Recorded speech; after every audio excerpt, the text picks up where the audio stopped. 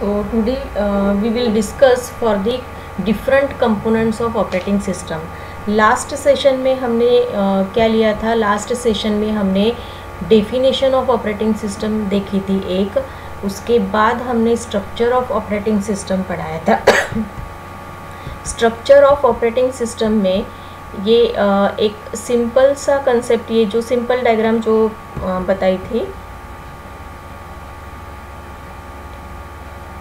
Definition of operating system, उसके बाद ये सिंपल सी एक जो डेफिनेशन बताई थी कि operating system is a program that acts as an intermediate between the user of computer and computer hardware. तो इन दोनों के बीच में ऑपरेटिंग सिस्टम एक इंटरमीडिएट बंदा करके वर्क करता है। तो उसकी हमने एक इंटरफेस हमने उसका देखा था, ये सिंपल सी डायग्राम, और इसी डायग्राम को हमने इलॉबरेट किया था स्ट्रक्चर ऑफ ऑपरेटिंग सिस्टम के साथ। ओके, अब यहाँ पे ये जो फंक्शनैलिटी पूरी दिख रही है कर्नल लेवल पे, ये ऑपरेटिंग सिस्टम की फंक्शनैलिटी है। आगे चल के हमें हर एक फंक्शनैलिटी उसकी डिटेल में पढ़नी है।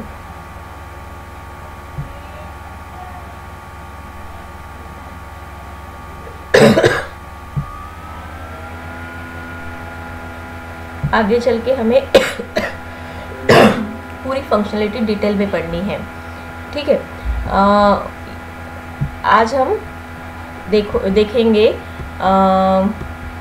Different components of operating system. जैसे कि फर्स्ट लेक्चर से ही मैंने बताया कि operating system is one of the component of computer system.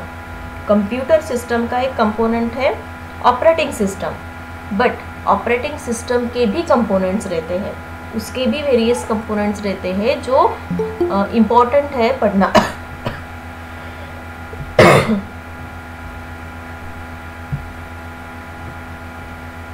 तो ऑपरेटिंग सिस्टम के कंपोनेंट्स कौन से हैं? क्या कंपोनेंट्स हैं ऑपरेटिंग सिस्टम के? तो ऑपरेटिंग सिस्टम के most important components are kernel and shell, ठीक है। कर्नेल, मैंने इसके पहले भी बोला था कि ऑपरेटिंग सिस्टम को हम कर्नेल बोलते हैं। Operating system is a kernel. तो कर्नेल है, इसका मतलब कि kernel is one of the component of operating system. तो ऑपरेटिंग सिस्टम के कंपोनेंट्स क्या है? कर्नेल है, शेल है, उसके बाद और भी है, आगे चल के हम देखेंगे। तो पहले तो हम देखेंगे कि ऑपरेटिंग सिस्टम के कंपोनेंट्स क्या वर्क करते हैं। इट इज़ अ पैकेज, वो एक पैकेज है, ठीक है। पैकेज है, पैकेज के अंदर डिफरेंट कंपोनेंट्स है जो एक साथ वर्क करते हैं, जिनके थ्रू ऑपरेटिंग सिस्टम जो है वो इफ़िशिएंटली हमें ये देता है, वर्क देता है, इफ़िशिएंटली हमारा जो जॉब है वो एग्जीक्यूट करता है। तो operating system compresses a set of software packages that can be used to manage interaction with the hardware। जैसे ये भी एक डेफिनेशन ही है कि it is a software, it is a sets of program, operating system is a sets of program, it is a software package. Package बोला है, package package यानी पैकेज के अंदर क्या रहता है? डिफरेंट फंक्शंस रहते हैं, और पूरे फंक्शंस मिला के एक पैकेज कंसिडर किया जाता है। तो operating system is one of the software packages and that can be use to manage the interaction with the computer hardware.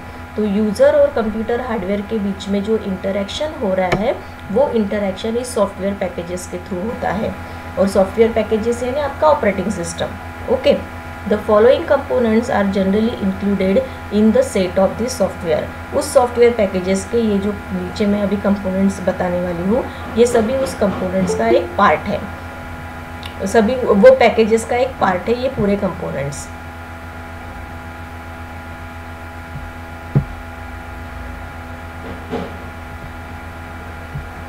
तो आज हम क्या देखने वाले हैं? हम देखने वाले हैं components of operating system. Operating system के कंपोनेंट्स क्या है? ऑपरेटिंग सिस्टम ये एक सॉफ्टवेयर पैकेज है, ठीक है, और सॉफ्टवेयर है, सेट्स ऑफ प्रोग्राम है, प्रोग्राम का एक सेट है, सेट्स ऑफ सॉफ्टवेयर पैकेजेस है, और वो पैकेजेस हमें किस लिए यूज़ करते हैं हम? For managing the interaction with the computer hardware. Computer hardware के साथ इंटरेक्शन को मैनेज करने के लिए हम वो सॉफ्टवेयर पैकेजेस यूज़ करते हैं। तो वो सॉफ्टवेयर पैकेजेस यानी आपका ऑपरेटिंग सिस्टम। तो अब वो सॉफ्टवेयर पैकेजेस के कंपोनेंट कौन कौन से हैं? पैकेजेस का मतलब ये होता है कि पैकेज के अंदर डिफरेंट फंक्शनैलिटी रहती है, और वो पूरी फंक्शनैलिटी मिला के एक पैकेज बनता है। तो अगर हम उसको पैकेजेस बोलते हैं, सॉफ्टवेयर का पैकेजेस बोलते हैं, तो उसके अंदर कुछ नंबर ऑफ कंपोनेंट्स आने वाले हैं। तो वो नंबर ऑफ कंपोनेंट्स क्या है हमारे ऑपरेटिंग सिस्टम के? तो पहला तो है कर्नेल। ओके, कर्नेल, ये वर्ड मैंने इसके पहले भी आप लोगों को बताया था कि operating system is one of the kernel, आप उसको कर्नेल बोल सकते हो। तो kernel is one of the component of operating system. हम ऑपरेटिंग सिस्टम के कंपोनेंट्स देख रहे हैं। Okay, operating system is one of the component of computer system. Computer system का एक कंपोनेंट है operating system, but operating system के भी खुद के कंपोनेंट्स है। हम उसको सॉफ्टवेयर पैकेजेस बोलते हैं, सेट्स ऑफ सॉफ्टवेयर पैकेजेस बोलते हैं, और उस पैकेजेस के अंदर डिफरेंट कंपोनेंट्स वर्क करते हैं। तो वो कंपोनेंट्स क्या है? Kernel, number 1 kernel. Kernel is one of the component of operating system. अब ये कर्नेल क्या है? तो kernel performs the various basic functions requires by the computer installation. जब हम कंप्यूटर का इंस्टॉलेशन करते हैं तब कर्नेल कुछ फंक्शंस जो रहते हैं वो कर्नेल के जो फंक्शनल हमें यूज़ किए जाते हैं कंप्यूटर इंस्टॉलेशन के टाइम पे। Kernel represents the operating system a basic function such as management of memory, processes, file, main input output and communication functionality. तो आपके कंप्यूटर इंस्टॉलेशन, जब आप कंप्यूटर का इंस्टॉलेशन करते हो तो मेमोरी डिसाइड करते हो, कितनी मेमोरी आपको, इंटरनल मेमोरी, एक्सटर्नल मेमोरी, जो भी है वो मेमोरी आप डिसाइड करते हो। प्रोसेसेस क्या है, प्रोसेसेस को किस तरीके से मैनेज करना है। फाइल अलॉटमेंट क्या है, फाइल्स को किस तरीके से मैनेज करना है। उसके बाद इनपुट आउटपुट इनपुट आउटपुट जो होता है, जो भी डेटा इनपुट किया जाता है कंप्यूटर सिस्टम के अंदर और जो आउटपुट जनरेट करके आउटपुट दिया जाता है यूज़र को। उसके बाद कम्युनिकेशन, अगर नेटवर्किंग में है आपके कंप्यूटर सिस्टम नेटवर्किंग में है तो कम्युनिकेशन किस तरीके से बिल्टअप करना है। तो ये पूरी फंक्शनैलिटी जो है वो कर्नेल के थ्रू हैंडल की जाती है। तो कर्नेल आपके ऑपरेटिंग सिस्टम का क्या है? हार्ट है। Heart of the operating system is a kernel. तो कर्नेल के थ्रू ये पूरी फंक्शनैलिटी कंट्रोल की जाती है, मैनेज की जाती है। Kernel provides the most basic level of control over all the computer hardware devices. तो कंप्यूटर हार्डवेयर डिवाइसेस जितने भी है, हार्ड डिस्क हो गया, ठीक है, एक्सटर्नल डिवाइसेस हो गए, सीडी रोम हो गई, प्रिंटर हो गया, स्कैनर हो गया, तो ये जितने भी हार्डवेयर रिलेटेड डिवाइसेस आप अटैच करते हो आपके कंप्यूटर सिस्टम को, वो पूरे कंट्रोल किए जाते हैं कर्नेल के through. It manages the memory access for program in the RAM, RAM यानी random access memory. It manages the memory access for the program in the RAM. It determines which program get access to which hardware resources.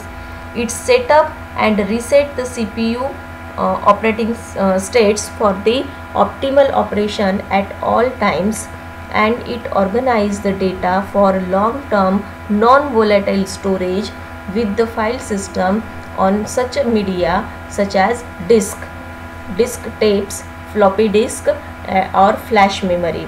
यानी आपके computer में जितना भी hardware related storage है, जैसे RAM random access memory हो गई या फिर रोम हो गया रीड ओनली मेमोरी हो गई, तो रैम रोम को मैनेज करना, सीपीयूज़ को किस तरीके से जॉब्स को अलोकेट करना है, रिसोर्सेस किस तरीके से अलॉटमेंट करने हैं। उसके बाद जब भी आपका जो ऑपरेशन आप जब परफॉर्म करते हो तो सीपीयू 100 टाइम सीपीयू ने क्या देना चाहिए, जो ये देना चाहिए, खुद का टाइम देना चाहिए, ठीक है। सीपीयू जो है वो आपके जॉब को एग्जीक्यूट करने के लिए एंगेज होना चाहिए 100 टाइम्स। तो सीपीयू को अलॉटमेंट करना जॉब के लिए, जो भी डेटा आप स्टोर कर रहे हो उसको नॉन वोलेटाइल स्टोरेज में, volatile memory and non volatile memory, ऐसे मेमोरीज के 2 टाइप्स रहते हैं। तो वोलेटाइल मेमोरी यानी रीड ओनली मेमोरी, सिर्फ रीड होती है वो मेमोरी, ठीक है, वोलेटाइल यानी परमानेंट नहीं रहती है volatile memory. Non volatile memory is the permanent memory. तो परमानेंट मेमोरी में लॉन्ग टर्म के लिए डेटा स्टोर करना, ये सब कौन कंट्रोल कर रहा है? ये सब कंट्रोल कर रहा है थ्रू द कर्नेल। अब again kernel is one of the component of operating system, तो हम कह सकते हैं कि ये सब चीज़ें इनडायरेक्टली कौन वर्क कर रहा है या कौन मैनेज कर रहा है, कौन कंट्रोल कर रहा है, तो ऑपरेटिंग सिस्टम कर रहा है, ठीक है।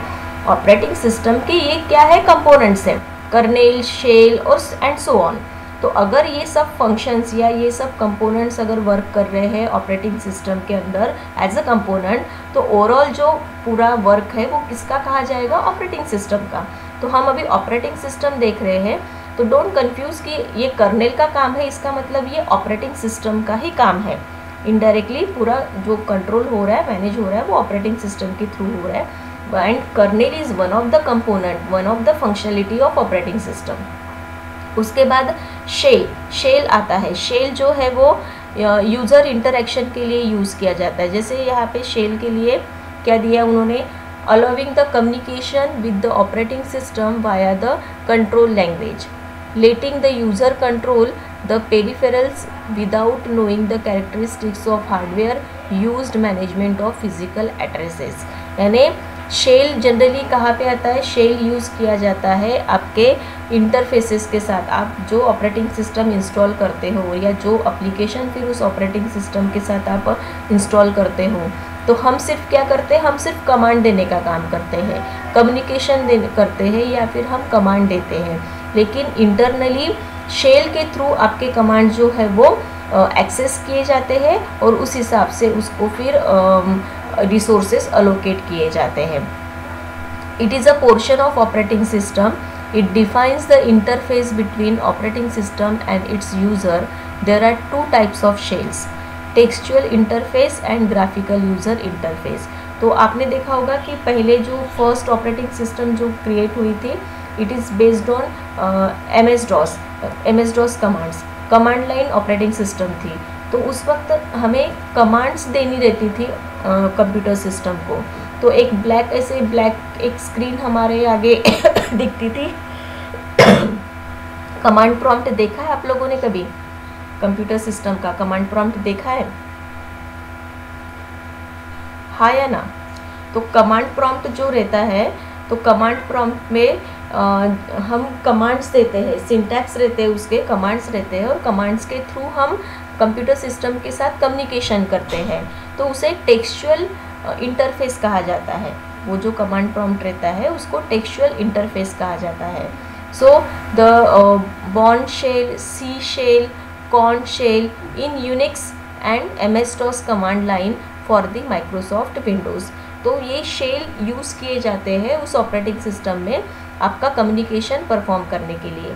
वैसे ही user graphical user interface GUI हम कहते हैं उसको। तो आज हम जो ऑपरेटिंग सिस्टम यूज़ करते हैं उसमें हम जो भी एप्लीकेशंस रन कर रहे हैं या जो भी एप्लीकेशंस यूज़ कर रहे हैं उसमें हम GUI बेस्ड एप्लीकेशंस रहते हैं हमारे, ग्राफिकल यूज़र इंटरफेस। एक एप्लीकेशन ओपन करो तो वहाँ पे एक एडिटर ओपन हो जाता है और आप इजीली कमांड दे सकते हो कंप्यूटर सिस्टम को।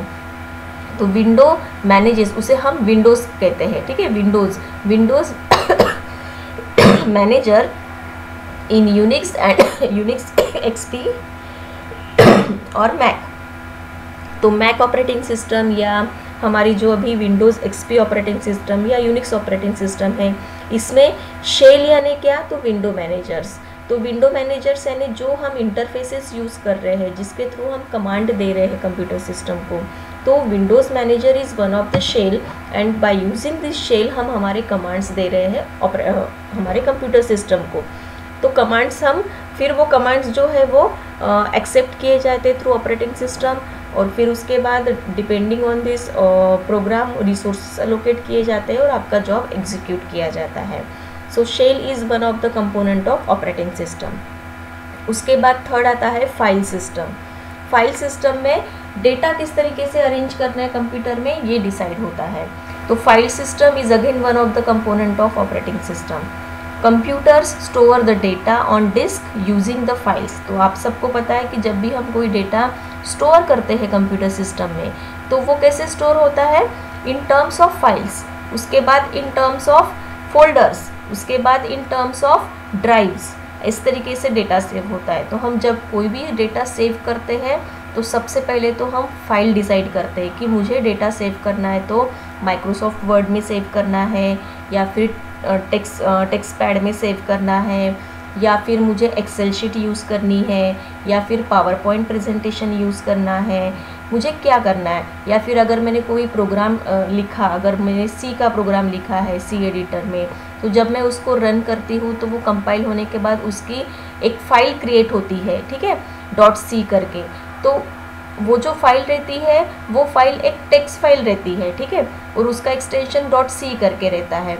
तो वो जब हम सेव करते हैं तो हम पाथ बताते हैं कि मुझे किस ड्राइव के अंदर, किस फोल्डर में मेरी फाइल सेव करनी है। तो ये क्या है, एक वे है आपका डेटा स्टोर करने का। तो जो भी डेटा हम स्टोर करते हैं इन टर्म्स ऑफ फाइल्स, फिर उसके बाद वो फाइल मुझे किस फोल्डर के अंदर सेव करनी है। तो मैं खुद का एक फ़ोल्डर बनाऊंगी, ओके, अपने नाम का। तो वो फोल्डर मैं कहीं पे भी नहीं बनाऊंगी, आइदर मैं किसी ड्राइव के अंदर बनाऊंगी, C drive, D drive, E drive या एफ ड्राइव के अंदर। तो ये क्या होगा, ये एक फाइल सिस्टम है और इस फाइल सिस्टम को मैनेज किया जा रहा है थ्रू द ऑपरेटिंग सिस्टम। तो वो मैनेज होता है ऑपरेटिंग सिस्टम के थ्रू। So computer store the data on disk using files which are structured in specific way in order to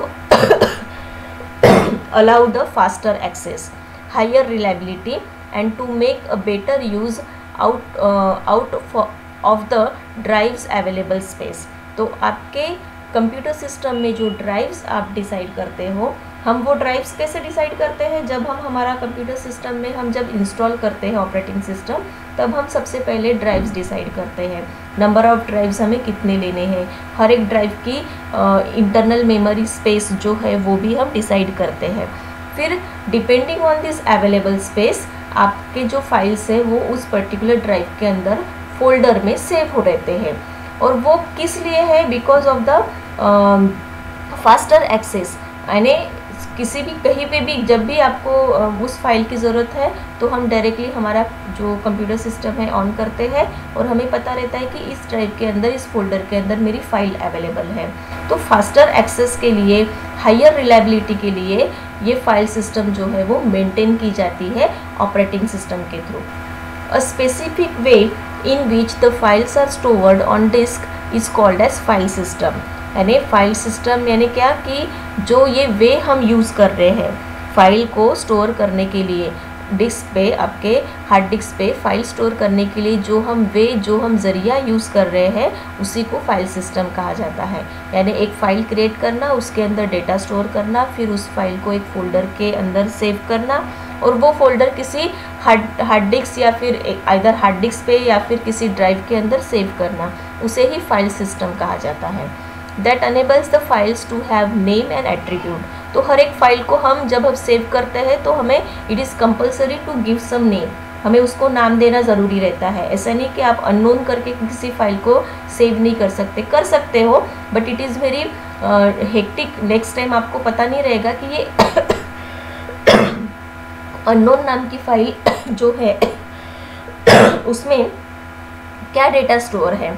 तो बट अगर बेटर वे कि अगर आपने कोई बायोडाटा बनाया है, आपने आपका रिज्यूमे बनाया है, तो आप क्या करोगे, उसको सेव करते वक्त रिज्यूमे करके नाम दोगे, एक पर्टिकुलर एट्रीब्यूट, एक पर्टिकुलर उसको स्पेसिफिक नेम दोगे उस फाइल को, और फिर वो फाइल फोल्डर के अंदर सेव होगी और वो फोल्डर पर्टिकुलर ड्राइव के अंदर सेव रहेगा।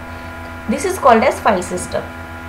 It is also allow them to stored in hierarchy of directories और folders arranged in a directory tree. The file system allows the files to be recorded in the tree structure. The functions of the system are as below. Handles, the number one handles directories and or folder, then position of the file in the directory hierarchy, then any access to file by other software units is obtained with the help of file manager, then information needed to access an open file, and handles user created groups or bundles of files. तो file system is one of the component of operating system. तो यहाँ पे इस component के through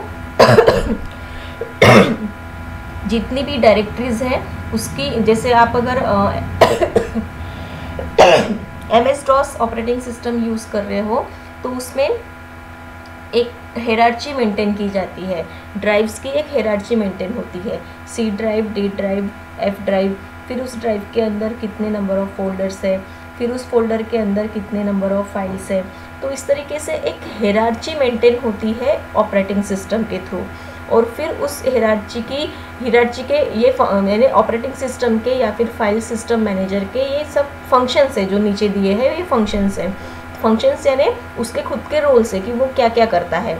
वो सबसे पहले directories and folder को हैंडल करता है, ठीक है। उसके बाद जो भी फाइल्स है, डायरेक्टरीज की जो हेरार्ची है उसकी पोजीशन वो हैंडल करता है, कंट्रोल करता है। देन अगर किसी को भी फाइल को एक्सेस करना है तो वो इजीली एक्सेस करके देता है। उसके बाद इंफॉर्मेशन, जो इम्पोर्टेंट इंफॉर्मेशन है, अगर आपको फाइल एक्सेस करनी है तो वो ओपन फाइल के थ्रू आपको एक्सेस करने की परमिशन देता है। उसके बाद handles the user created groups and bundles of files. तो बंडल्स ऑफ फाइल्स को भी वो हैंडल करता है, नंबर ऑफ फाइल्स को भी वो हैंडल करता है, यूज़र क्रिएटेड ग्रुप्स को भी वो हैंडल करता है। इवन दैट हम वहाँ पे फाइल्स जब भी हम बनाते हैं तो उस पर हम ये दे सकते हैं रोल्स, यूज़र एक्सेस रोल्स दे सकते हैं, जैसे रीड ओनली हो गया, रीड एंड राइट हो गया। तो ये रोल्स हम वहाँ पे अप्लाई कर सकते हैं, परमिशन हम दे सकते हैं फाइल्स को। परमिशन देना है नहीं, सपोज मैंने एक फाइल क्रिएट की और मैंने उसको परमिशन दी है रीड ओनली, तो सिर्फ आई एम ऑथेंटिकेट पर्सन कि जो मैं उस फाइल को एक्सेस कर सकती हूँ और उसको मैं राइट कर सकती हूँ, उसमें अपडेट कर सकती हूँ। बट बाकी जो भी यूज़र्स अगर उसको एक्सेस करते हैं तो सिर्फ रीड ओनली परमिशन उनको रहेंगी, जो भी मैटर उसके अंदर है सिर्फ वो रीड कर सकते हैं। अपडेशन या न्यू डेटा ऐड करना उसके लिए परमिशन अलाउड नहीं है। तो इस तरीके की परमिशंस भी हम हमारे फाइल्स को दे सकते हैं। तो ये पूरी फाइल्स की हायरार्की मेंटेन की जाती है with the component of file system, and file system is one of the component of operating system. Operating system का एक कंपोनेंट है। Okay, then next component is system libraries. ये हमने वो स्ट्रक्चर ऑफ ऑपरेटिंग सिस्टम में हमने libraries करके देखा था, ठीक है। तो लाइब्रेरीज यानी क्या? It maintains standard sets of function through which application can interact with the kernel. इसमें कर्नेल यानी interact with the kernel means जो हम एप्लीकेशंस यूज़ करते हैं, ओके। हमें अगर कुछ रन करना है कंप्यूटर सिस्टम में तो हम कुछ ना कुछ एक एप्लीकेशन रन कर रहे हैं, ठीक है। जैसे मुझे माइक्रोसॉफ्ट वर्ड में कुछ बायोडाटा लिखना है तो मैं Microsoft office is one of the application, एक एप्लीकेशन है जिसका मैं यूज़ कर रही हूँ। तो जब ये एप्लीकेशन मैं ओपन करूँगी तो इसके कुछ इनबिल्ट फंक्शंस रहेंगे, it is called as library. वो उसकी सिस्टम लाइब्रेरी है, उस पर्टिकुलर एप्लीकेशन की वो लाइब्रेरीज है। तो उस लाइब्रेरीज को भी मेंटेन किया जाता है, या फिर उस लाइब्रेरीज को भी उसके भी जो फंक्शंस है वो फंक्शंस अलाउ किए जाते हैं प्रॉपरली वर्क करने के लिए। तो system library implements much of the operating system functionalities and does not need the full privileges of kernel code. तो जो सिस्टम लाइब्रेरीज रहती है वो ऑपरेटिंग सिस्टम जैसे ही वर्क करती है, जैसे operating system is one of the component of your computer system, ठीक है। तो जब भी आपका कंप्यूटर ओपन करते हो और आप कोई एप्लीकेशन के साथ डील कर रहे हो तो उस एप्लीकेशन को रन करने के लिए जो भी लाइब्रेरीज लगने वाली है, जो फंक्शंस लगने वाले हैं, वो सिस्टम लाइब्रेरीज कहा जाता है उसको। और वो सिस्टम लाइब्रेरीज जो है वो जब एप्लीकेशन हम ओपन करते हैं और उसके साथ हम जब वर्क कर रहे हैं तो पूरी लाइब्रेरीज जो है वो लाइब्रेरीज आपकी ओपन होती है और उसके थ्रू पूरी फंक्शनलिटी हम एक्सेस कर सकते हैं डायरेक्टली। ये रहती है आपकी सिस्टम लाइब्रेरीज। तो system libraries is again one of the component of your computer system, sorry operating system. Then system utilities यानी क्या? System utilities are the programs that perform individual specialized management task. System utility, for example, device driver is the specific type of computer software developed to allow the interaction with hardware device. मैंने जैसे बताया कि device drivers क्या रहते हैं, drivers ऐसे रहते हैं कि जो आपके कंप्यूटर हार्डवेयर को इफ़िशिएंटली वर्क करने के लिए इंस्टॉल करने रहते हैं। तो जब भी हम कोई प्रिंटर अटैच कर रहे हैं हमारे कंप्यूटर सिस्टम के साथ, तो प्रिंटर का एक ड्राइवर आपको इंस्टॉल करना ज़रूरी रहता है। It is called as system utilities, उसको सिस्टम यूटिलिटीज़ कहा जाता है, या फिर सिस्टम यूटिलिटीज़ जो ये कंपोनेंट है ऑपरेटिंग सिस्टम का, इसके थ्रू वो मेंटेन किया जाता है। जो जितने भी डिवाइस ड्राइवर्स आप इंस्टॉल करोगे आपके कंप्यूटर सिस्टम पे, तो वो पूरे डिवाइस ड्राइवर जो मेंटेन किए जाएंगे या कंट्रोल किए जाएंगे through the component of system utilities. तो system utilities is one of the component of computer operating system. तो फॉर एग्जांपल जैसे बताया कि डिवाइस ड्राइवर ये क्या है, एक ड्राइवर है जो आपके हार्डवेयर डिवाइस को प्रॉपरली एग्जीक्यूट करने के लिए या प्रॉपरली उसको इंस्टॉल करने के लिए आपको वो ड्राइवर इंस्टॉल करना ज़रूरी रहता है। जैसे प्रिंटर्स के भी ड्राइवर्स आते हैं, अगर आप स्कैनर अटैच कर रहे हो तो स्कैनर का भी ड्राइवर आता है। अब ये ड्राइवर्स जो है वो कंपनी बेस्ड भी रहते हैं, जैसे आप प्रिंटर जिस कंपनी का यूज़ कर रहे हो या स्कैनर आप किसी पर्टिकुलर कंपनी का यूज़ कर रहे हो तो उसी कंपनी का ड्राइवर रहता है उसका। उसके साथ साथ जैसे आप कोई स्पेसिफिक एप्लीकेशंस भी रहते हैं ऐसे कि उसी एप्लीकेशंस के ड्राइवर्स आपको इंस्टॉल करने ज़रूरी रहते हैं। जैसे आप .NET वगैरह फ्रेमवर्क यूज़ कर रहे हो तो उसके रिलेटेड ड्राइवर्स भी आते हैं, तो वो ड्राइवर्स आपको इंस्टॉल करना रहता है। या फिर डेटाबेसेस जैसे MySQL हो गया या SQL सर्वर हो गया, ये जो डेटाबेसेस हम इंस्टॉल करते हैं हमारे कंप्यूटर सिस्टम पे, तो वो पर्टिकुलर डेटाबेसेस के ड्राइवर्स भी आते हैं, ठीक है। तो वो ड्राइवर्स आपको इंस्टॉल करना ज़रूरी रहता है। अगर आप ड्राइवर्स इंस्टॉल नहीं करोगे तो आपका जो डेटाबेस सॉफ्टवेयर है वो वर्क नहीं करेगा, तो ड्राइवर्स इंस्टॉल करना ज़रूरी रहता है। तो ये होते हैं ड्राइवर्स। तो वो ड्राइवर्स को मेंटेन करना या कंट्रोल करना किसका काम है, सिस्टम यूटिलिटी का।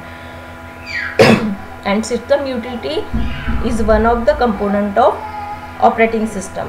ऑपरेटिंग सिस्टम की क्या है, वो एक कंपोनेंट है ऑपरेटिंग सिस्टम का, system utility. So these 5 are the components of operating system. Operating system के ये 5 कंपोनेंट्स है। कौन कौन से बताया मैंने ऑपरेटिंग सिस्टम के कंपोनेंट्स? पहला तो कर्नेल बताया, कर्नेल के थ्रू ओवरऑल सभी मैनेज होता है, ओवरऑल पूरा कंट्रोल किया जाता है। मेमोरी मैनेजमेंट होता है, देन उसके बाद प्रोसेसेस मैनेज किए जाते हैं, फाइल मैनेजमेंट होता है, इनपुट आउटपुट जो कमांड आ रही है वो मैनेज होता है, कम्युनिकेशन नेटवर्किंग कम्युनिकेशन में जो है वो सब मैनेज किया जाता है through the kernel. And kernel means a heart of operating system या फिर आप उसको ऑपरेटिंग सिस्टम भी बोल सकते हो। Then second component is the shell. Shell जो है वो इंटरफेसेस के लिए यूज़ किए जाते हैं। तो जैसे टेक्सचुअल इंटरफेसेस हो गया, दूसरा GUI बेस्ड इंटरफेस हो गया। तो टेक्सचुअल इंटरफेस में जो पहले ऑपरेटिंग सिस्टम यूज़ किए जाते थे कमांड प्रॉम्प्ट वाले, ठीक है, कमांड प्रॉम्प्ट बेस्ड वाले, MS-DOS हो गया, यूनिक्स हो गया, तो उसके लिए bond shell, C shell, Korn shell, ये शेल यूज़ किए जाते थे इंटरैक्शन के लिए। ओके, जैसे GUI बेस्ड एप्लीकेशन अगर हम यूज़ कर रहे हैं, ऑपरेटिंग सिस्टम अगर यूज़ कर रहे हैं आज हम, तो उसके लिए windows manager is one of the shell जिसके थ्रू हम कम्युनिकेशन कर रहे हैं। तो shell is one of the component, second component of operating system. उसके बाद file system. File system is the third component of operating system. File system के through आपके फाइल्स पर्टिकुलर डेटा किस फाइल में स्टोर करना है, वो फाइल किस ड्राइव में सेव करनी है, फोल्डर में सेव करनी है, वो फोल्डर किस ड्राइव में सेव करना है, ये सब मैनेज किया जाता है through that component file system. एक हायरार्की जो रहती है आपके फाइल की वो पूरी मेंटेन की जाती है थ्रू दैट कंपोनेंट। फिर उसके बाद फोर्थ कंपोनेंट क्या है, सिस्टम लाइब्रेरीज। जो भी सॉफ्टवेयर्स जो भी आप यूज़ करते हो या जो एप्लीकेशन रन करते हो तो उसकी सिस्टम लाइब्रेरीज रहती है जो मेंटेन की जाती है या कंट्रोल की जाती है through this component, system library component के through. And the fifth one is system utilities. तो सिस्टम यूटिलिटीज़ में जितने भी डिवाइस ड्राइवर्स इंस्टॉल करोगे उसको सबको कंट्रोल किया जाता है और मेंटेन किया जाता है through this component, system utilities. और ये पांचों कंपोनेंट्स किसका पार्ट है? It is a part of operating system. और operating system is again one of the component of computer system. Computer system का ये कंपोनेंट है। तो ये पूरे कंपोनेंट्स जो है वो ऑपरेटिंग सिस्टम में आते हैं। देन उसके बाद हम देखेंगे कि need of operating system, operating system की ज़रूरत क्या है। तो उसमें क्वेश्चन ऐसा आता है कि what is the need of operating system, operating system की ज़रूरत क्या है। तो क्या है उसकी ज़रूरत, क्यों है हम ऑपरेटिंग सिस्टम यूज़ करते हैं। So these are the following reasons, 6 reasons बताए हैं जिसके लिए हमें ऑपरेटिंग सिस्टम ज़रूरी है। It provides an interface between user and computer for easy interaction. तो जैसे अगर वो इंटरमीडिएट है, इंटरमीडिएट अगर हम दो यूज़र्स हैं जो कम्युनिकेट करना चाहते हैं और वो दोनों यूज़र्स अलग अलग है, ठीक है, एक इंडिया में है और दूसरा जो है वो इंडिया के बाहर किसी दूसरे देश में है और दोनों कम्युनिकेट करना चाहते हैं, तो इज़ इट फिजिबल कि इंडिया वाला यूज़र इंडिया से चल के दूसरे देश में जाए उसको कम्युनिकेट करने के लिए, उसके साथ कम्युनिकेट करने के लिए? नहीं ना, ठीक है। इससे अच्छा कि अगर एक कोई मीडिएटर हो जो मीडिएटर मैसेज सेंड करे एक यूज़र से दूसरे यूज़र में, तो इसलिए दोनों यूज़र अपने अपने देश में अपने अपने घर में रहेंगे और उनका कम्युनिकेशन जो है वो कम्युनिकेशन भी ईजी हो जाएगा। तो मीडिएटर क्या करता है, मीडिएटर जो है वो हमारा जो जॉब है उसको जो हमारा हेक्टिक जॉब है उसको वो इजी वे से हमें सॉल्व करके देता है। तो वही चीज़ हो रही है ऑपरेटिंग सिस्टम के साथ। तो operating system is one of the intermediate between user of computer and computer hardware, दोनों के बीच का इंटरेक्शन करने का एक ज़रिया है। तो वो ज़रिया जो इंटरफेस है वो दोनों के बीच का एक इंटरफेस है। तो it provides an interface between the user and the computer in easy interaction. तो अगर आपके कंप्यूटर सिस्टम में अच्छी ऑपरेटिंग सिस्टम है तो आपका इंटरेक्शन उतना ही ज़्यादा अच्छा रहेगा। अगर ऑपरेटिंग सिस्टम अच्छी नहीं है, स्लो है, ठीक है, या फिर पुराने वर्जन की ऑपरेटिंग सिस्टम है तो उतनी ही आपको दिक्कत जाएगी इंटरेक्शन में। तो इसलिए अच्छा ऑपरेटिंग सिस्टम और लेटेस्ट ऑपरेटिंग सिस्टम अगर आप इंस्टॉल करते हो तो उतना ही वो फास्टली और अच्छे से आपको इंटरफेस प्रोवाइड करेगा। So again this is one of the need of operating system. Second, it automatically starts computer operation whenever the power is turned on. Right? जब भी आप आपका कंप्यूटर ऑन करते हो तो ऑटोमेटिकली आपके कंप्यूटर के ऑपरेशंस ऑन हो जाते हैं। आपको उसमें कुछ भी, जैसे फर्स्ट जनरेशन में जब ऑपरेटिंग सिस्टम नहीं थी, ओके, तब वैक्यूम ट्यूब हम यूज़ करते थे, तब आपको पूरा हार्डवेयर खुद को ही करना पड़ता था, खुद को ही। और computer only know the 0 and 1 language, उसको सिर्फ 0 और 1 की लैंग्वेज पता है। तो तब हम वैक्यूम ट्यूब जब थे तो तब हमें वायर्स और वो सब प्लग बोर्ड्स और वो सब चीज़ें हमें खुद को ही मैन्युअली खुद को ही कंप्यूटर सिस्टम को स्टार्ट करना था। लेकिन अब क्या होता है, अब हम सिर्फ एक पावर की बटन ऑन करते हैं और ऑटोमेटिकली हमारा कंप्यूटर सिस्टम बूटअप हो जाता है। तो वो क्यों हो रहा है? Because of the operating system install की है इसलिए। So again the second need of operating system. Third one, it's towards user program in memory and then schedule them accordingly for execution. तो जैसे यूज़र के जो प्रोग्राम्स है वो memory में स्टोर किए जाते हैं और उसको शेड्यूलिंग, जब हम CPU शेड्यूलिंग देखेंगे ना, मल्टी प्रोग्रामिंग में या मल्टीटास्किंग में जब CPU शेड्यूलिंग होता है उसमें ये कंसेप्ट आपका क्लियर होगा। तो जितने भी ये जो थर्ड जो नीड है वो जनरली जब हम मल्टीटास्किंग या मल्टी प्रोग्रामिंग इन्वायरमेंट में अगर हम हमारे कंप्यूटर सिस्टम यूज़ कर रहे हैं तो उसमें ये सबसे ज़्यादा नीडफुल है।